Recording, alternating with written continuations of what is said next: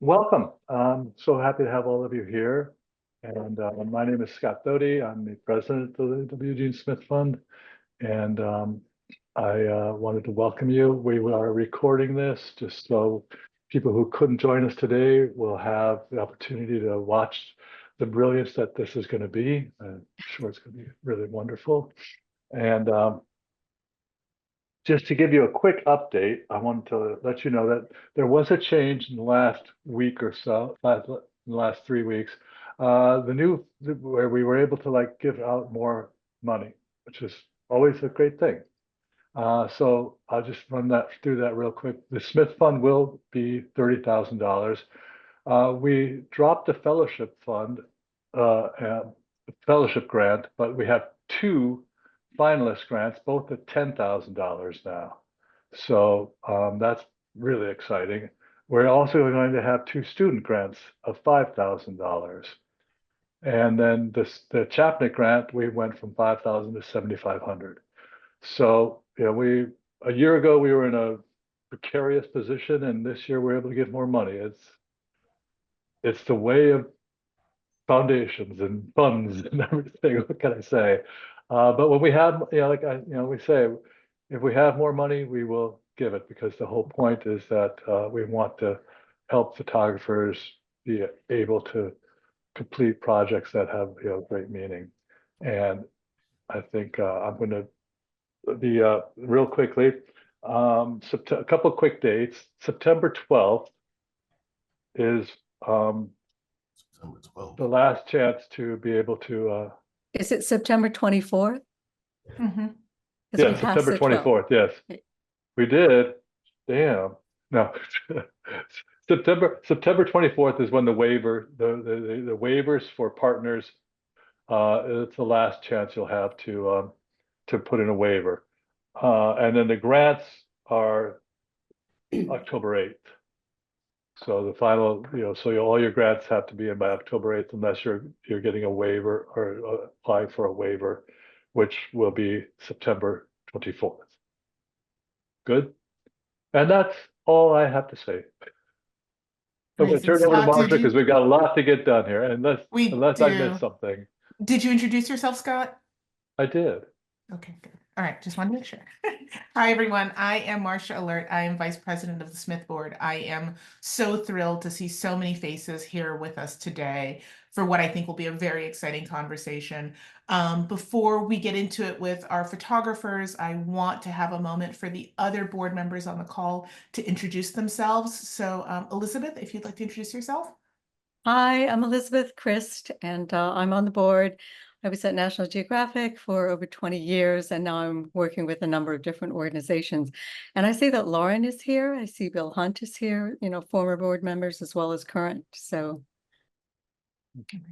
Amazing. We will give them a moment to introduce themselves as well. Angela, would you like to introduce yourself? Thank you, Marcia. Hello, everyone. Lovely to see you all here. Thank you for joining us. I'm Angela Jimu. I'm a current board member. And if you have any questions, please drop them in the chat box, and then we will answer them at the end. Thank you.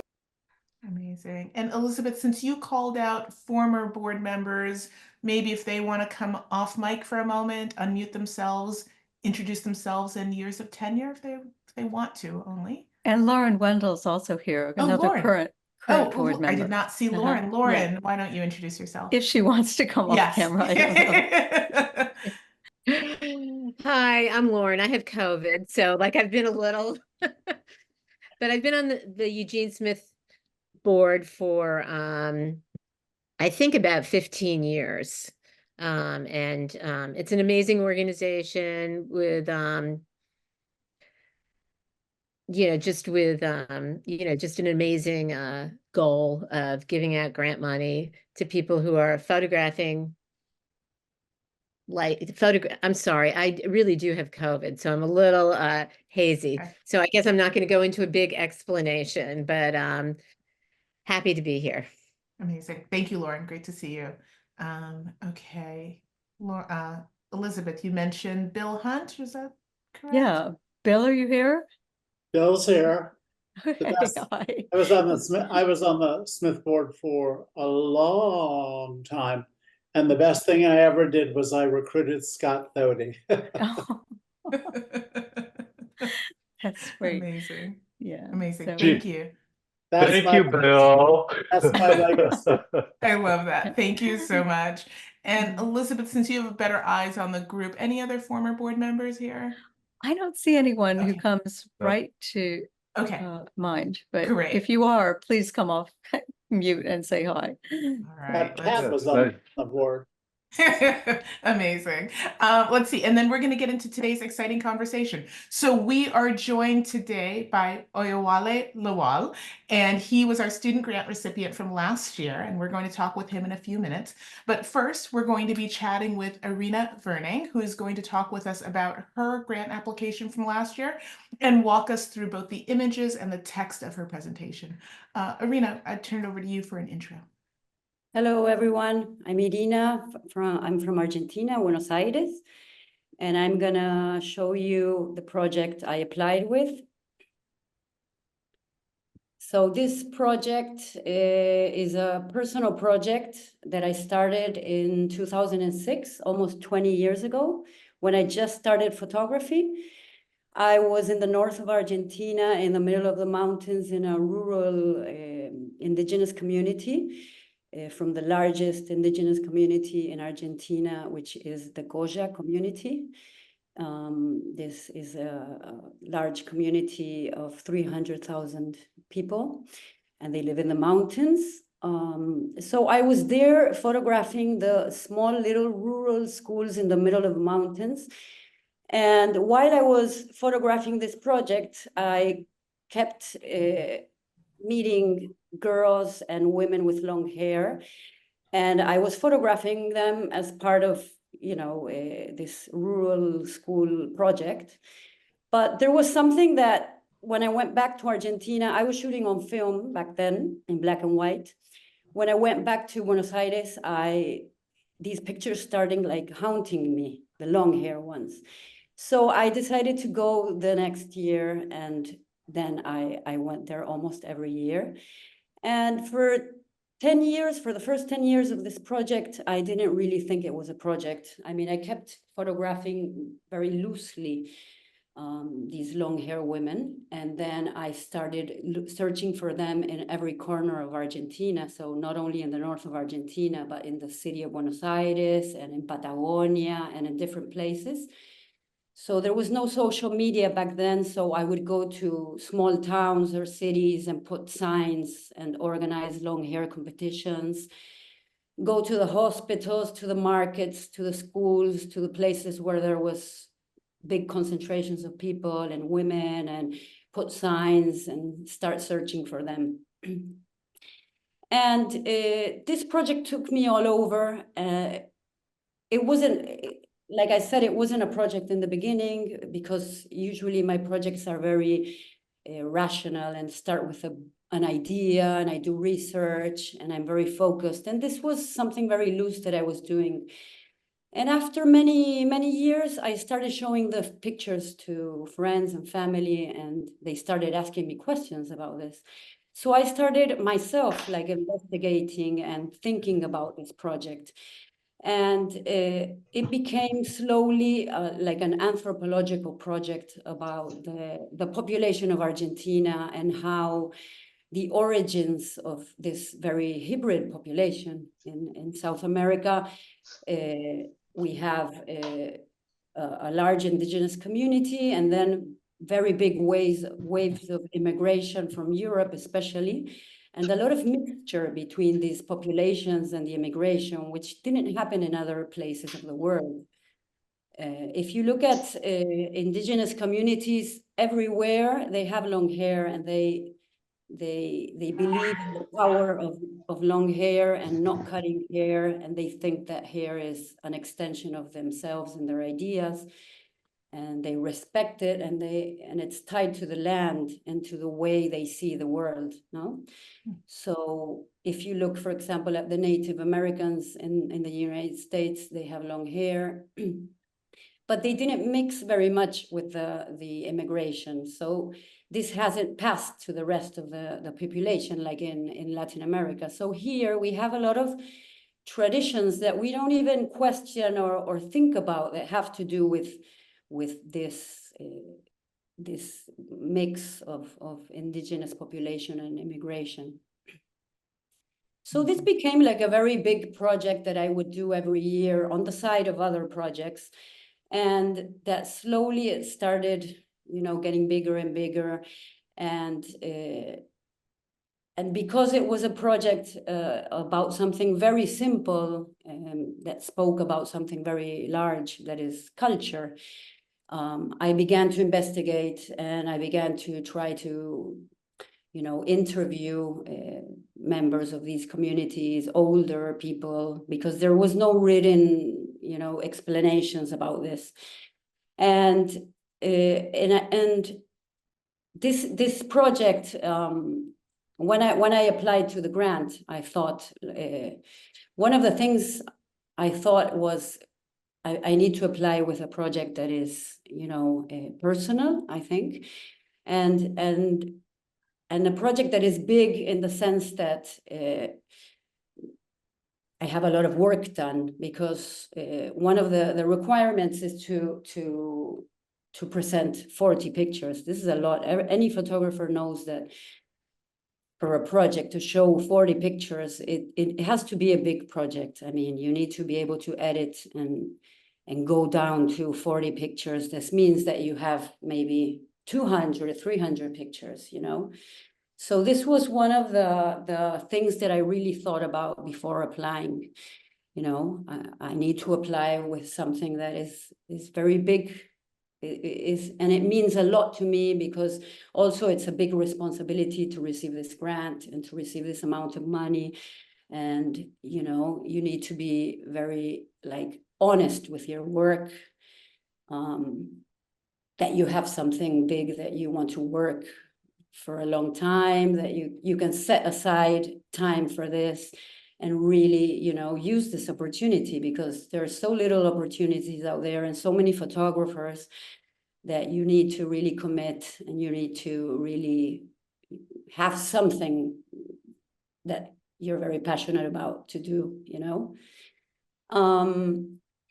And then I'll show you some other little stories, because when you work on a project that is so large and with so much repetition, you know, it's a big challenge to start also finding small little stories that you can focus and that can speak about something bigger, because otherwise you fall into a repetition, no? So, for example, I'll show you a small story about a little girl in Buenos Aires.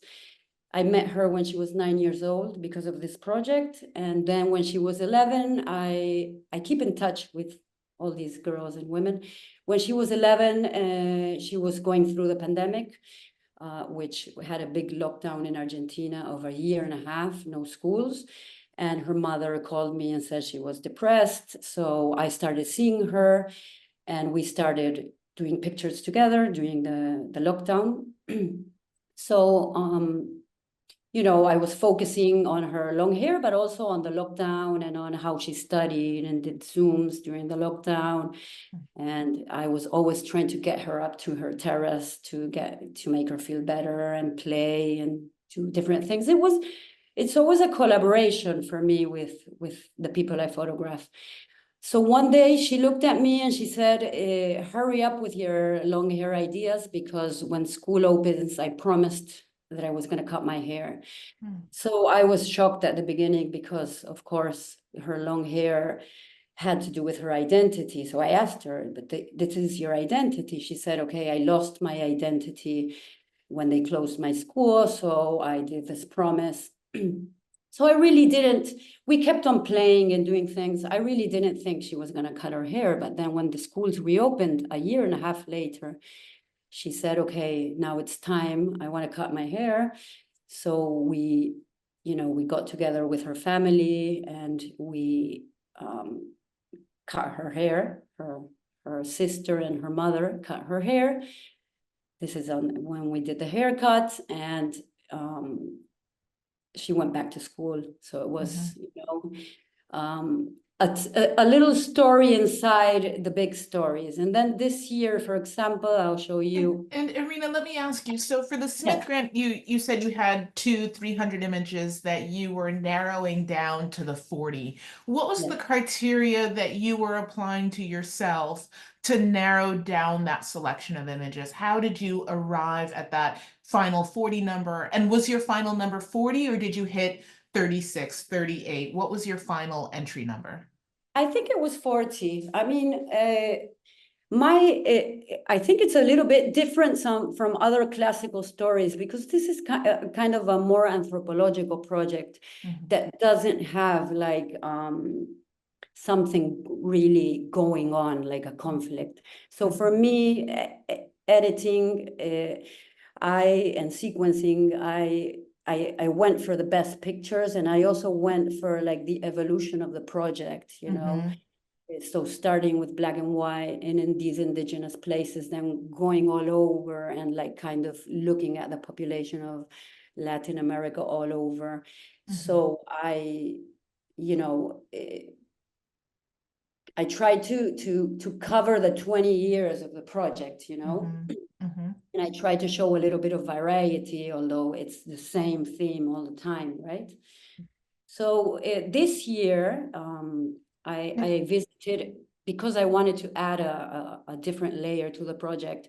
I visited a community, an indigenous community in Ecuador, in Otavalo, where the men have long hair. And I had been fantasizing this for years, to visit this community, because working with women all the time, I said, well, you know, I was curious to see how I would be able to work with the men. So one of the things that I learned really quickly with this community was that I couldn't touch their hair, which for me was very difficult, because I'm always, you know, arranging the hair to really celebrate it and make it look fabulous. So these are all men, and it's a community that really is, I mean, really admirable, because they are so prosperous economically, and they are so, you know, flexible with new things and adapting to the new world, but they're so, you know, holding their traditions. So to see this is usually very difficult, you know, for a community to be adapting and flexible to, and really prosperous and you know, getting new opportunities, but you know, being really true to their traditions and holding to these beautiful things that make them unique. And so let me ask you a question about the written portion of your application, your grant application. I think for many on this call, the images are the way in which we communicate, we tell stories. This portion feels, in many times, I think, to come very easy to people for the image making, the communication.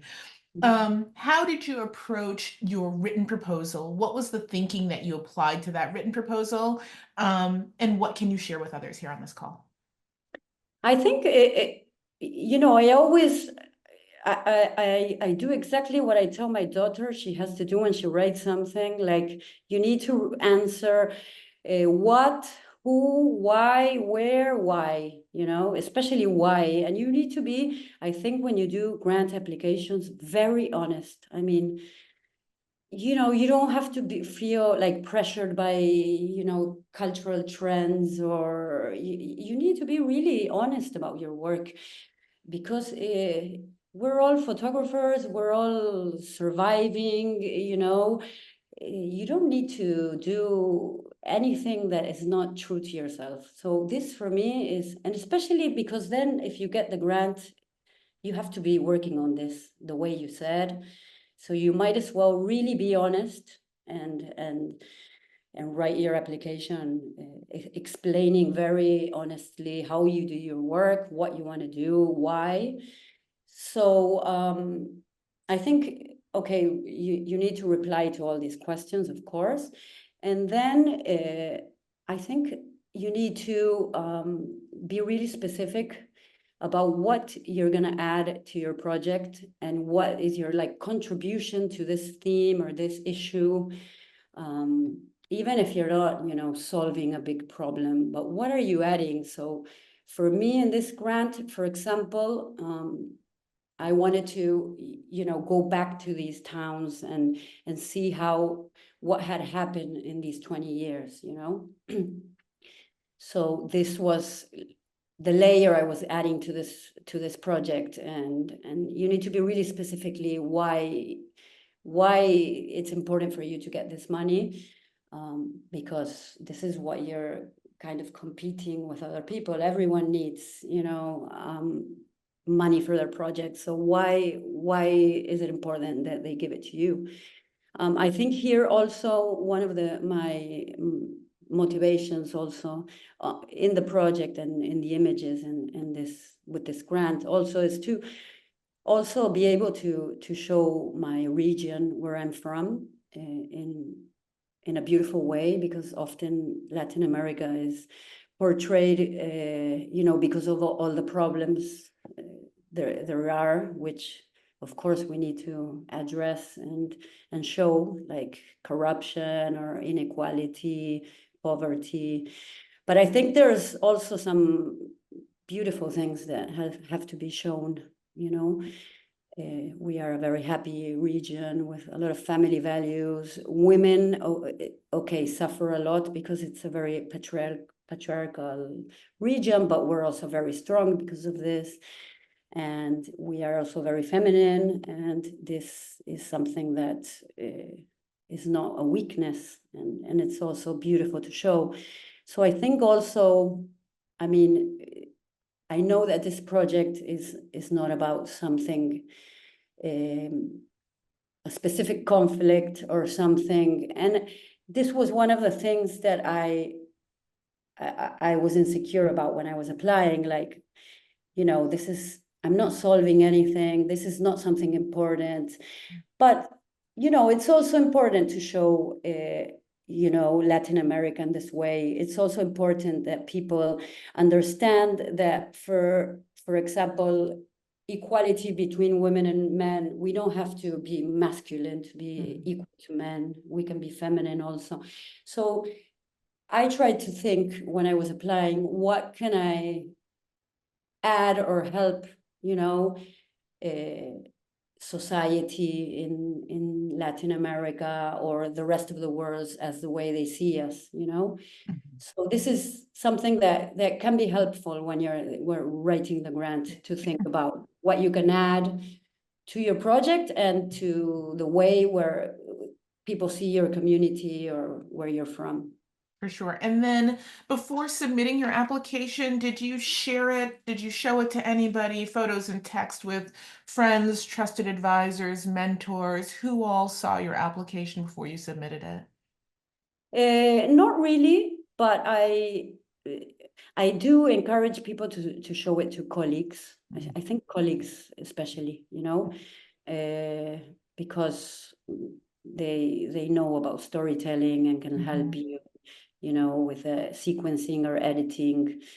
I think this is the best, to show it to colleagues. You know, I usually show my work. I have a colleague, and then I ask her, please do the same with me. Show me your stuff so I can help you, you know, try to help each other.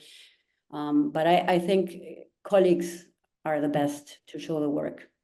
For sure, for sure. And then final question for you.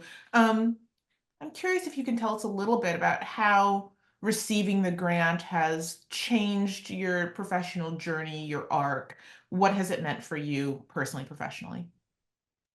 I think it means that I'm able to go like really deep into my project with things that are like a luxury that I would never have the resources or time. For example, I'll show you very quickly. I went back to these towns, and I spent 5 days searching for a girl that I had photographed 10 years ago. So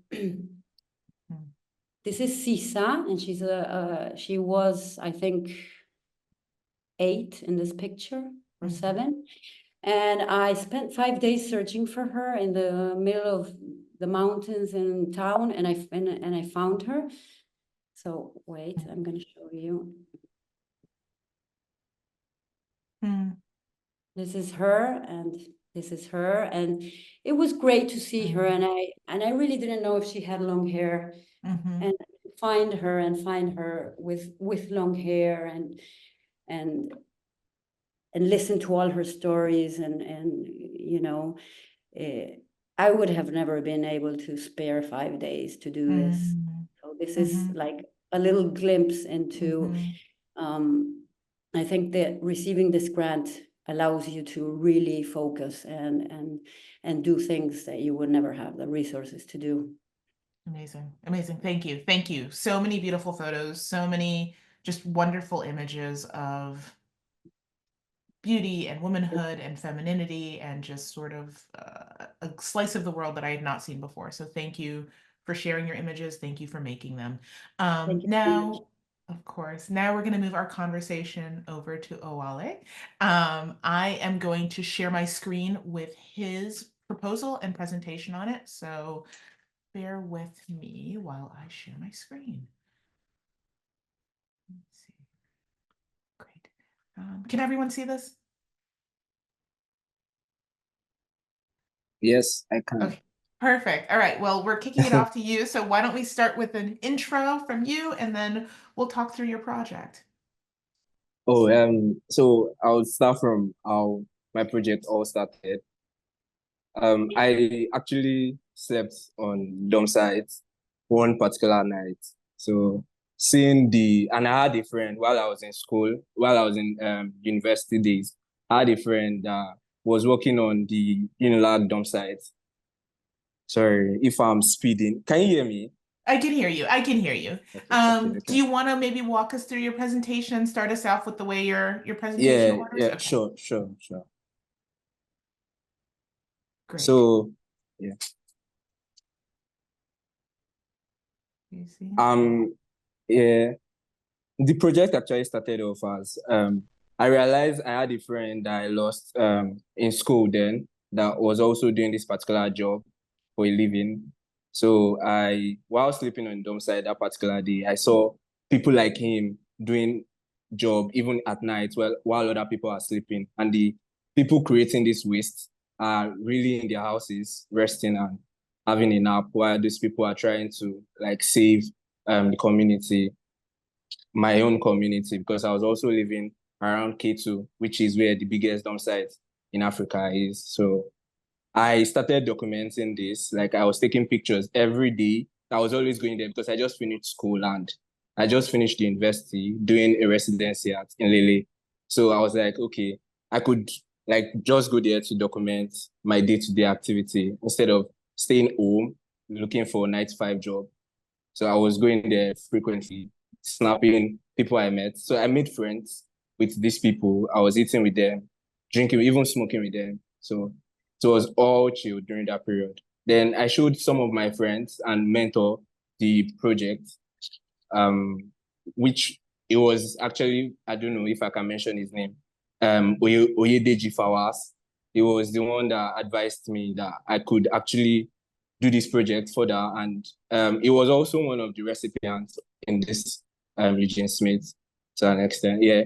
So it was like I could submit this project to get grant and just focus on project like this for a long time, which I stick to his advice. Even my editing process, it was the back end of it because he was using his other eyes to look at the project. And I actually had to submit because of his advice on the project. And so far, the project has actually taken me further to go on the project, even doing it much more of the Western Africa kind of, instead of just Nigeria, just to speak on while we're wasting, while we're throwing waste like around, there are still people that try to save this planet, that they are less seen and they are not really seen as important people, but they are as important as the doctors and even the lawyers out there. So I could talk about the project. I met different people. Even there's politics in this particular system. I met people that bring people from the northern part of Nigeria into Lagos to do the particular project. So they like employ them to pick up plastics either in the morning or in the evening. And this is Mr. Heba. He's one of the ogas, like the top people that bring people down. They're like his brothers. So he's trying to also give them opportunity to work here in Lagos, since Lagos is the capital hub or business hub of Nigeria. So he used to bring them down to work, and after a while, they would start doing things on their own in Lagos. So I met Aliyu. Aliyu too is a friend. I still spoke to Aliyu as of last week because he's in Kano now, and I'm still in relationship with him because I actually plan to go down to Kano to also like document them in that area and why they are actually migrating into Lagos. Is it due to, I have different questions I'm still yet to answer till I get there. Maybe it's due to crisis there or something else. It's something I would like to go further on. And these people actually live a regular life. They also have relaxation period. They have a place like a cinema on the dump site where they tend to watch TV and relax themselves also. They have hospital kind of too, because this particular doctor, I had to eat his face because before taking the picture, I asked him if he would like to show his face. And he said no, because it does not have the authorization to do this, but he's doing it because he also needs to live and he's trying to make a living. And he studied pharmaceutical stuff while he was in school. So he thought of doing this type of job. So I had to shade off, like darken that particular place. They also, there was a question while I was showing my friends this. There was a question someone asked me that, why didn't I document the women? Because they were also in but majorly, most of the women, they are not really into the picking of the plastics. So they tend to buy the plastics from these people. They employ them kind of to help them go pick up plastics in the dustbin or in the waste. So that's why I had to add the woman into the selection. So it doesn't look like I'm avoiding, but the end of the story, the point of the story is they are actually also part of the main project. And let me ask you, at what point did you know this was going to be a story? How long were you photographing at this dump site before you were like, oh, I have something, and this is more than a day picture, more than 2 pictures in my portfolio. Rather, this is going to be a significant body of work. Yeah, I started documenting. I spent about 6 months before I submitted for Eugene Smith project.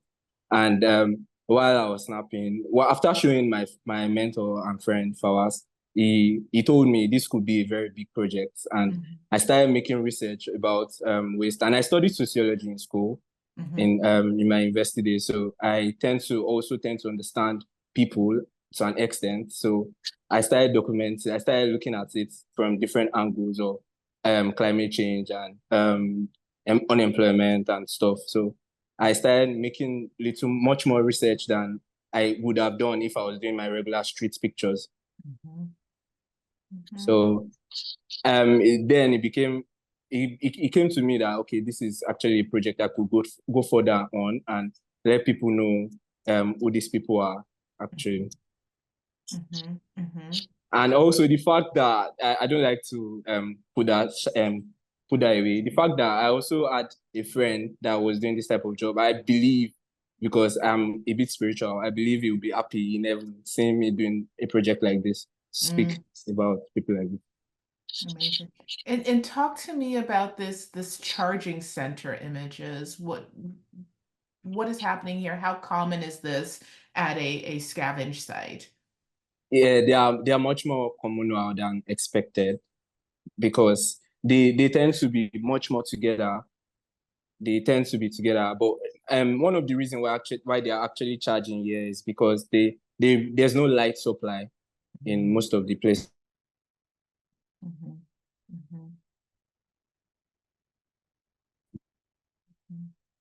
And so how long is a typical scavenge shift? What are the hours of operation? I mean, I would assume it's not safe to be on this pile at dark. So help me to They use the understand. lamp to Sorry. yes, they had to go at night, so they use the torchlight to see what they are doing while they are picking plastics. And they do they work from 8 p.m. to around 4, 5, sometimes 6 before they come back to the boka, which is what they call their house, to sleep for evening again for them to go to work. While some they do it from morning, from that 6 that people have left. They do it from morning to the next day. And Aliyu in particular, he likes the night shift because he feel like most of the waste, they would have already brought them down to the dump site. So it would be a lot more easier for him to see many ways to pick from. Right. And do you know the average age of the worker you encountered? Yeah, they are at least the average age number is around 18 to 20. They are much more old enough because most of them, they left their house for greener pastures. So they are much more old enough to take decisions for themselves. And in as much as you might see them as maybe a bit average, low class, they also are internet connected. Like they do Snapchat, they do Instagram, they do they even do Facebook. Ali too is on Facebook, and even Nuru is an upcoming musician that I also would to go further on my project. I also want to do something in relation to my exhibition. When I'm about to exhibit the project, it will be the song, it will be the musician behind and the music part of the whole project. So it's something that I'm sure a lot of you will be looking out for. So next year. Indeed, we will. We will all be looking out for it. Yes. So, and some of them, they hide their identity in Lagos just to make a living. They have wives, they have family in the north that they hide to tell them this is the particular job they are doing, because they will be seen as lesser people in the community or in the society. So there is a stigma attached to this type of work.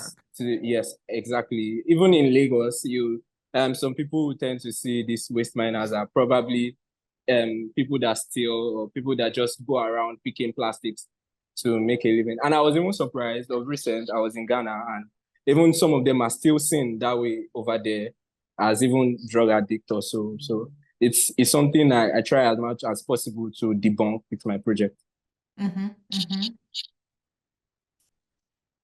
And this is my best picture in the whole project. I hope to have a series of it. So many good images. Amazing. Thank you. Thank you. Yeah. And before we move on, I think, again, much like the question I had for Irina, I'm going to just sort of flip back really fast. I think everyone is probably curious to hear about your proposal, how you approached your proposal, and you had a separate grant budget as well. So if we can sort of talk through these two panels and your approach and thinking around them. Yeah, after my sequencing and my picture editing, I went for research, as I said earlier, and I got a lot of details, which I had to also add to it because while I was trying to write this proposal, I asked the 5W question and the H, which is when, what, who, why, where. So I asked certain questions to answer my proposal so that I can pass across the message of, yeah, this is what I'm trying to do. This is what I'm trying to tell you. I'm really keen in this particular project, and I would really need a support on it, which is what I did. And I reached out to Fawaz again to help me edit my writing, because I was here last year for this particular webinar, and I could remember I even asked a question that period about the amount of pictures to submit, and she said I can submit as much as 40, which I submitted 36, I think. So it was something and while we're doing the webinar, someone said that you have to read what you wrote, the proposal, read it again like 10 times before you submit. So I did that. I wrote it, I edited. After editing, I took it to Fawaz, and other colleague of mine to help me check it out again, which I did. I read it again and then I submitted. And I was told not to write proposal budgets, that it's not really that much important. But I wasn't convinced deep So down you my did mind one. because I did that okay, Yes. just And to before, sorry, really quickly, explain. before we move on, I think that's a really important point you made there, which is the grant application says as many as 40. You don't, no one has to submit 40 images. As a picture editor, as a person, I want to say, if you have 39 fabulous images and you insert one more that's just okay, you're going to bring down the entire edit. You're better off submitting 38, 36, 37 fabulous images and having everyone sort of carry your story rather than inserting the one more. So I just want to say that to the group. Yeah. Which is what both of you did. And I'll share your grant proposal that you included. Yeah, the budget part of it, I specifically stated all what I feel like I would need for the whole project, which is what is in the grant proposal. And I feel like at the end of the proposal, I also stated this support will really go a long way, which it has actually done, because it has given me a bit of comfort in my project and satisfaction on pushing further in the project, as Irina had said. And it's also like pushed me to go further on climate change projects, actually. Amazing, amazing. I'm going to stop sharing and I'm going to ask you the same question I asked Irina, which is what, and you started to answer it, what has receiving the grant meant for you? How has it changed or altered your professional trajectory, understanding that you are at the start of it? Yeah, it has actually, as I said earlier, it has actually made me much more focused on a particular topic. And I've been trying to do other projects aside anyway, but it's made me go much more focused on projects that are really much more connected to me and are really something I really want to speak about. Excellent. Excellent. Thank you so much. I really appreciate that. I also really appreciate hearing you talk about the importance and the role of your mentor who was giving you feedback, who was giving you direct consultation about how to improve your work and your project. And I think that's so important for all of us along our professional journey, no matter where we are in that. And those relationships matter, and those relationships are super important. So thank you. Thank you both. I think this is really such compelling work from both of you and such an inspiration to everyone, and really just sort of as a visual person helps to put the wind at my back on days that are kind of hard. So thank you. I think we have some questions coming in. Angela, do we have questions? Yes, Marcia, thank you. We have some questions. The first one is coming from Janine Mapurunga. I hope I say this right. And this is directed to Irina. Were the written stories of the girls part of the project as well, or only the images? Sorry, can you repeat? Were the written stories of the girls part of the project as well, or only the images? No, there was no particular stories about the women. I think this is a project that, like I said, is like an anthropological photography project. So the overall is more important than the particular stories, you know. Sometimes I did focus on small stories because also I like to have focus in the project, but the overall, you know, findings are more important than the particular findings. So I did not put any, you know, specific captions of each person, but more about like something sociological, anthropological. That these small stories were helping me understand something larger, you know.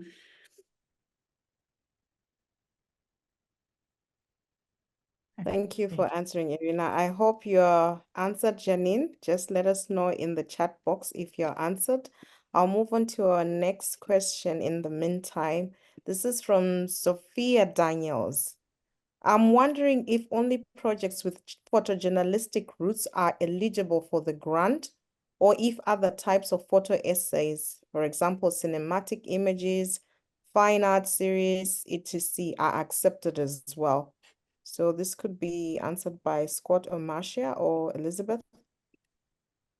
Scott, I'll let you take this one. Okay. The answer is yes. I think I look at, I think the bottom line really is what the story is about, and how you get there, I think, is open to different ways of interpreting it. I think, it's important to look at, like, I look at Irina's work, and I don't necessarily think photojournalism. I think of more of a fine art approach in a way, for sure. And so I think, it's really the story that you're telling that is the most important part, and how you get there, I think, is open to, as many ways as you want, and many different types of ways as you want.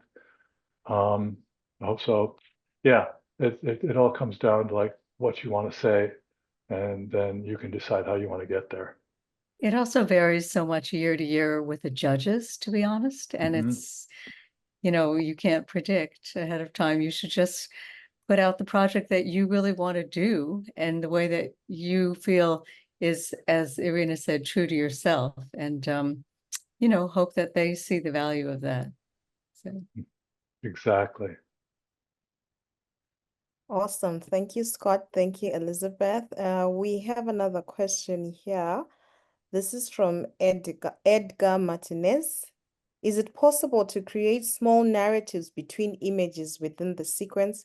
For example, diptychs, I hope I pronounce it correctly, or triptychs, if the proposal supports it.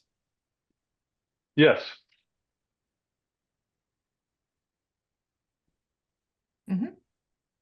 Okay, Yes. thank you, Scott. We'll move on to our next question. It's from Philippa. She says, he or she says, or they say, do you recommend applying with 40 images with an incomplete project, or would 15 images not be enough?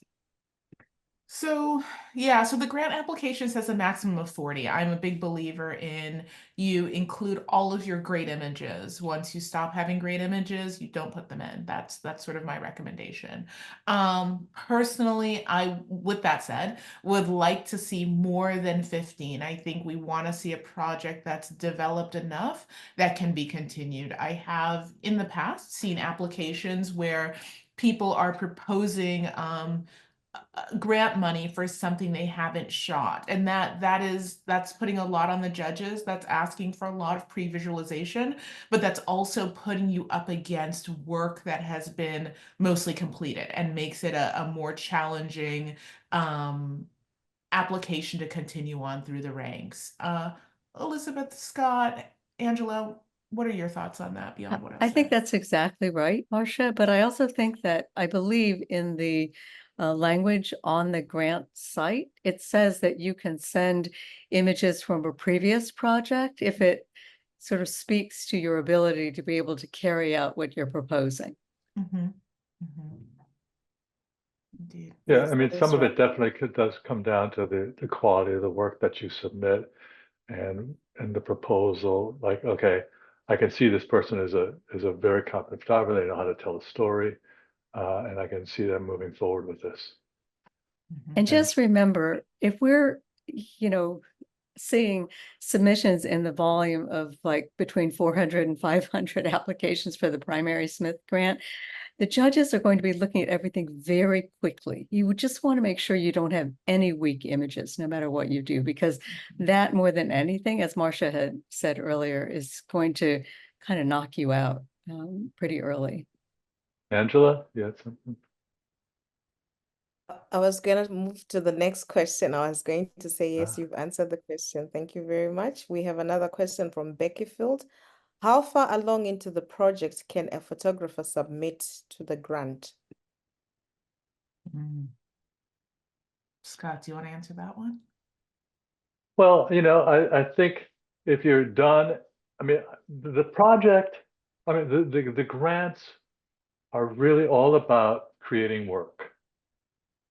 And so I think it, and it's not about creating a book. It's not about creating an exhibition. It's not about, but it's about having the ability to create work. And one of the things I think, you can certainly be,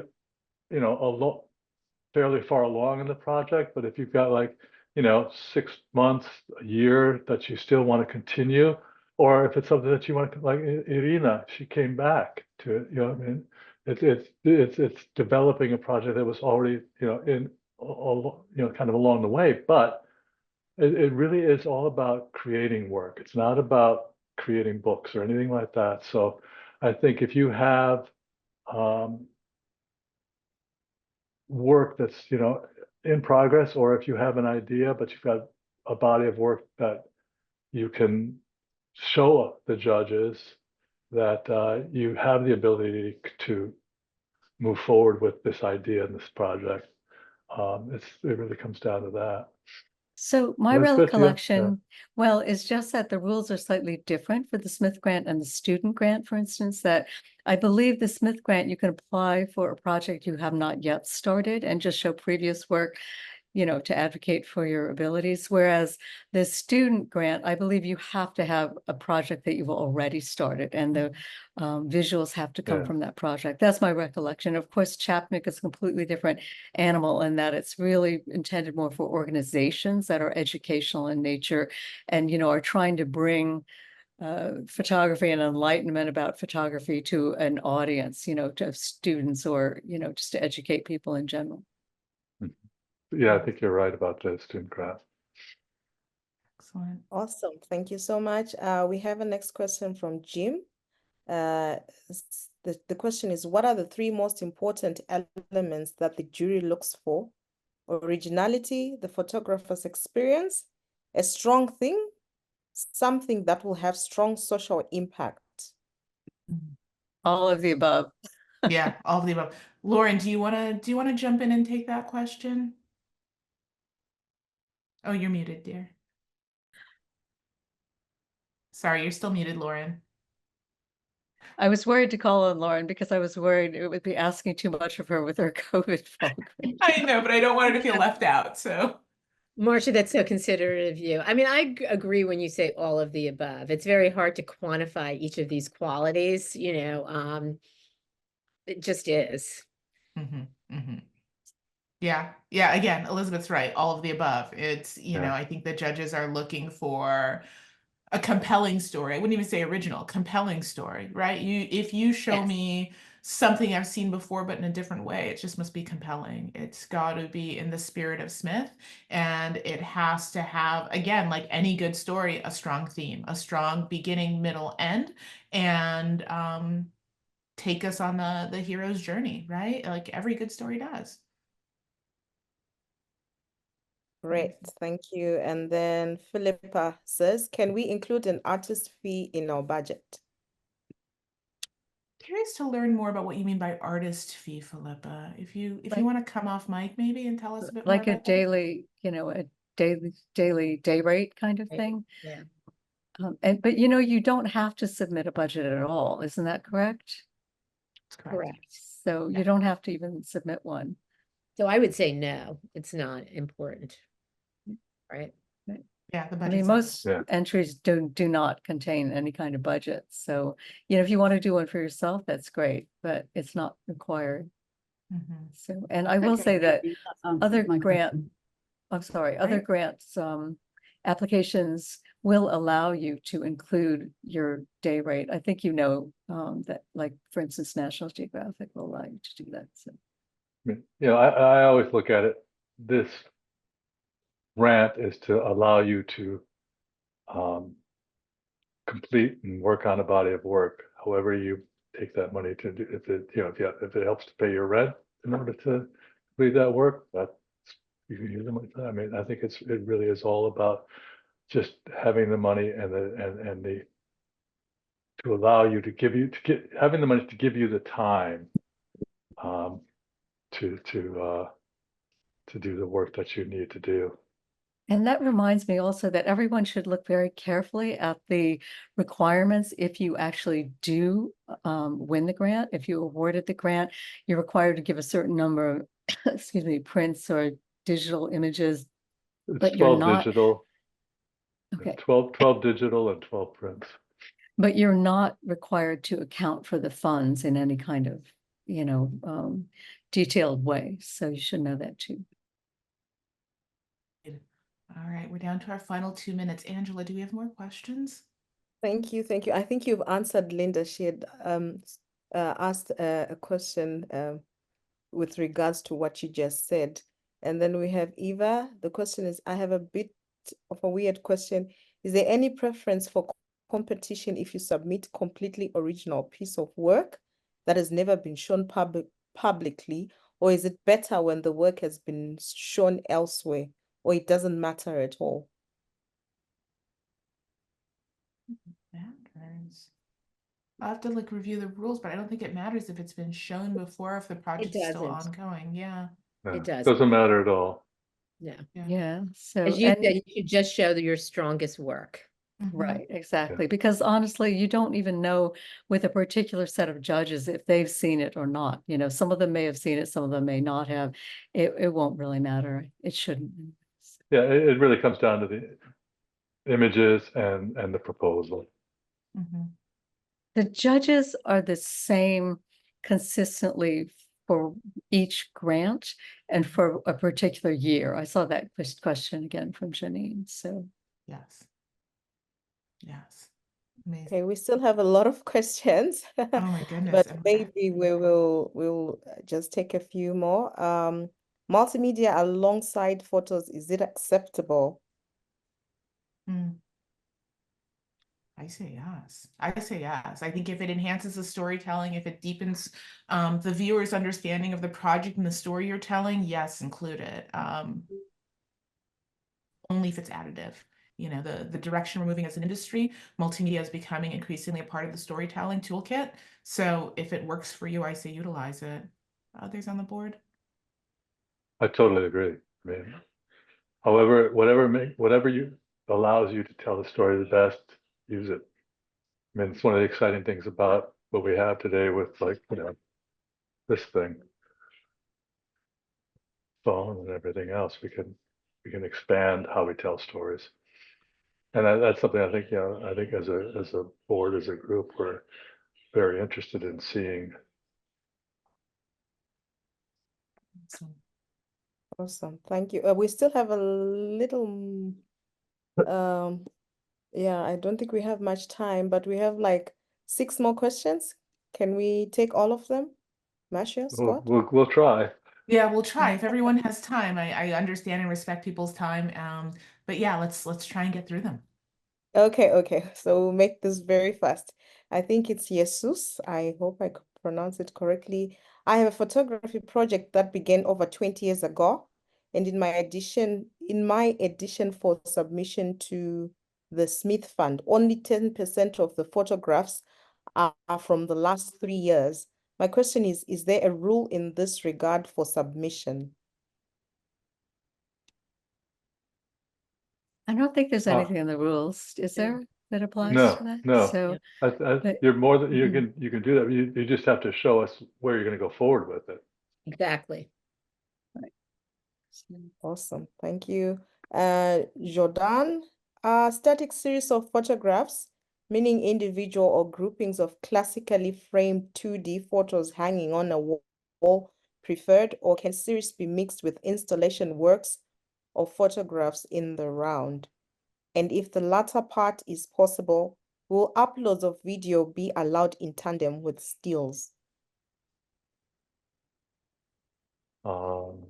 My own feeling is that installation images might be a waste of your 40 slots, but that's just my personal. I think it's great to use installation images in your website or in other contexts, but I think for this kind of submission, I don't know, I worry, unless you really don't have enough to fill out, 30 some or 40, and it wouldn't hurt probably to add one, but I think for a lot of judges, it's just taking up a space that you could be using for something else. But but others may disagree. What do you think, everyone?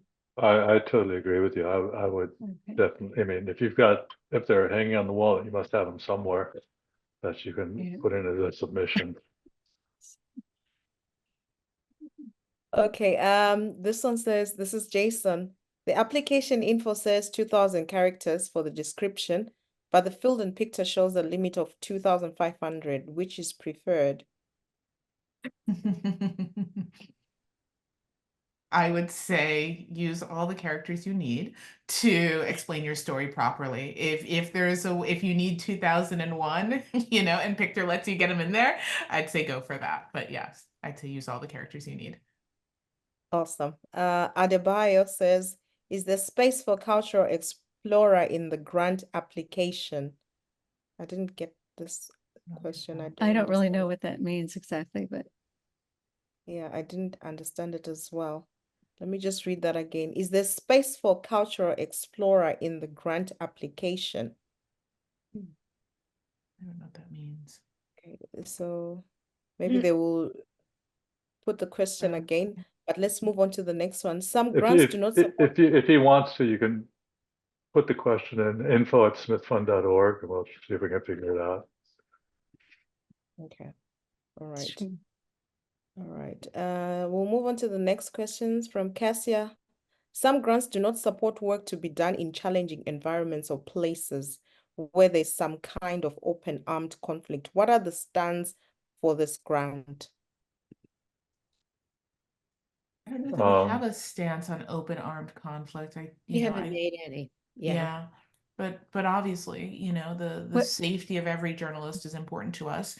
And if somebody is in an armed conflict zone, I think we'd want to ensure that some degree of safety training and understanding is under their belt before continuing that work, is what I think that the broadly. judges, it's up to the judges, and I think that many of them will question, you know, your ability or your precautions or your arrangements that you're making to ensure that you are able to work safely.